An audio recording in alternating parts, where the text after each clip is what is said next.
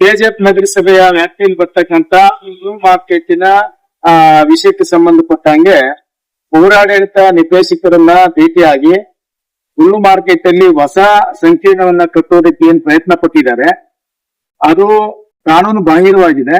ಯಾವುದೇ ಸರ್ಕಾರದ ಪೂರ್ವಾನುಮತಿ ಇಲ್ಲದೆ ಈ ಕಟ್ಟಡವನ್ನ ಕಟ್ಟಲಿಕ್ಕೆ ಖಾಸಗಿ ಬ್ಯಾಂಕ್ ನಲ್ಲಿ ಹೋಗಿ ಸಾಲ ಪಡೆದು ನಗರಸಭೆಯನ್ನ ದಿವಾಳಿ ಮಾಡೋಕೆ ಇವತ್ತು ನಗರಸಭೆ ಆಡಳಿತ ಮಂಡಳಿ ಪ್ರಯತ್ನ ಮಾಡ್ತಾ ಇದೆ. ಅದರ ವಿರುದ್ಧವಾಗಿ ಇರುವಂತ ಅಂಗಡಿಗಳನ್ನೇ ರಿನಿವೇಶನ್ ಮಾಡಿ ಆ ಅಂಗಡಿಗಳಲ್ಲಿ ವ್ಯಾಪಾರ ನಡೆಯುವಂತದಕ್ಕೆ ನಗರಸಭೆ ಕ್ರಮ ತೆಗೆದುಕೊಳ್ಬೇಕು. ಅದನ್ನ ಬಿಟ್ಬಿಟ್ಟು 1600 ಅಂಗಡಿ ಪೈಕಿ ಸುಮಾರು 700-800 ಅಂಗಡಿಗಳು ಖಾಲಿ ಇದ್ರು ಕೂಡ ಅದ್ರ ಕಡೆ ಗಮನ ಹರಿಸದೆ ಹೊಸದಾಗಿ ಇರುವಂತ ಅಂಗಡಿಗಳನ್ನ ಕೆಡವಿ ಅದನ್ನ ಇನ್ನೂ ಕಟ್ಟಿರ್ತಕ್ಕಂತ ಕಾಂಟ್ರಾಕ್ಟರ್ಗೆ ಹಣನೇ ಪಾವತಿ ಮಾಡ್ಲಿಲ್ಲ, ಮತ್ತೆ ಅಲ್ಲಿ ಬರ್ತಕ್ಕಂತ ಕರ ವಸೂಲಿನೂ ಮಾಡ್ಲಿಲ್ಲ. ಯಾವುದೇ ಸರ್ಕಾರದ ಪೂರ್ವಾನುಮತಿ ಇಲ್ಲದೆ ಈ ಕ್ರಮ ಕೈಗೊಂಡಿರೋದ್ರಿಂದ ನಿರ್ದೇಶಕರಲ್ಲಿ ದೂರು ಕೊಟ್ಟಿದ್ದೇವೆ. ಅವರು ಒಂದು ತಂಡವನ್ನ ರಚನೆ ಮಾಡಿದ್ದಾರೆ.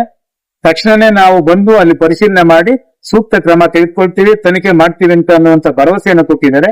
ಹಾಗಾಗಿ ನಿರ್ದೇಶಕರ ಹತ್ರ ಇವತ್ತು ನಾವು ಬಂದು ದೂರನ್ನ ಕೊಟ್ಟಿದ್ದೇವೆ.